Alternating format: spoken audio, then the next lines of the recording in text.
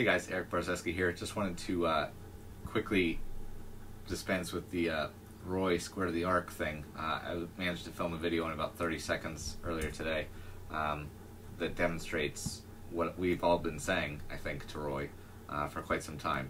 That the forearms will roll in a normal golf swing and that the club face does not, in fact, stay square to the arc at all. I've drawn a plane line here. It'll serve our purposes. There's a little parallax, but it'll serve our purposes just fine in this case. Right now the leading edge of the club is kind of on this line. The club face is pointing straight that way, away from us.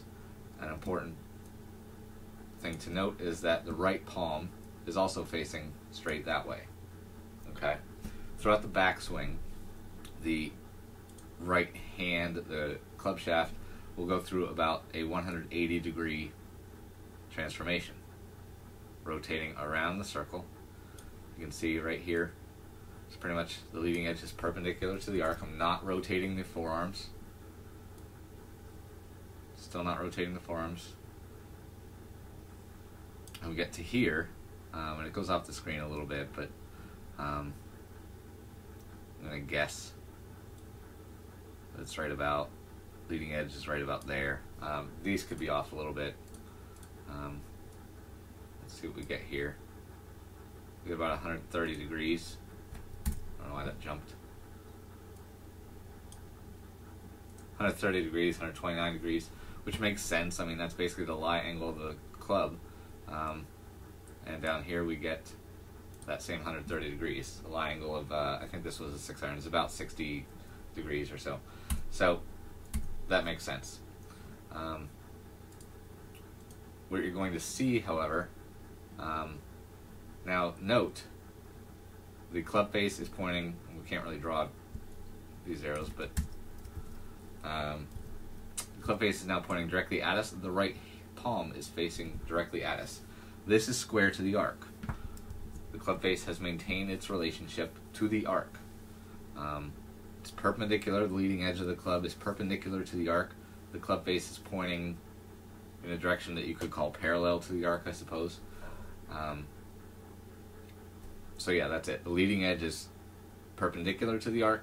The club face is effectively ignoring, obviously, the fact that loft is pointing it up, or in this case down, is pointing parallel to the plane, or almost on the plane. Now what you'll see is, I'm going to add some wrist cock here, some wrist hinge and cocking.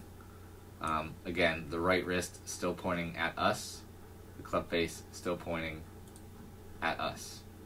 Still square to the arc. This is what I was talking about when I said the club would be over your head if you did not roll your left forearm.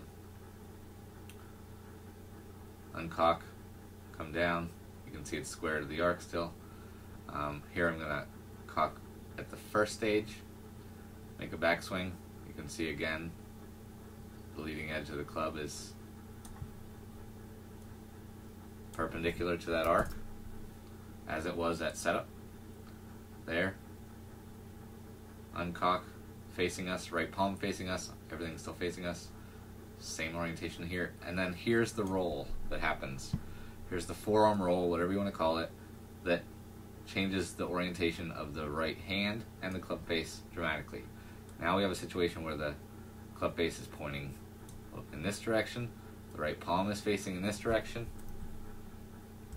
So now we have a situation where the leading edge of the club face is laying on the plane and the club face is pointing in a direction perpendicular to the plane. That's a 90-degree change from before. I'll go back farther here, where the leading edge is perpendicular to the plane and the club face is pointing parallel.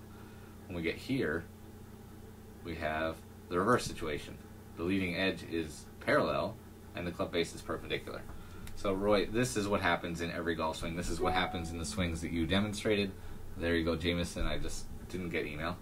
But there you go. This is what we've been saying all along, and I hope this video makes things clear.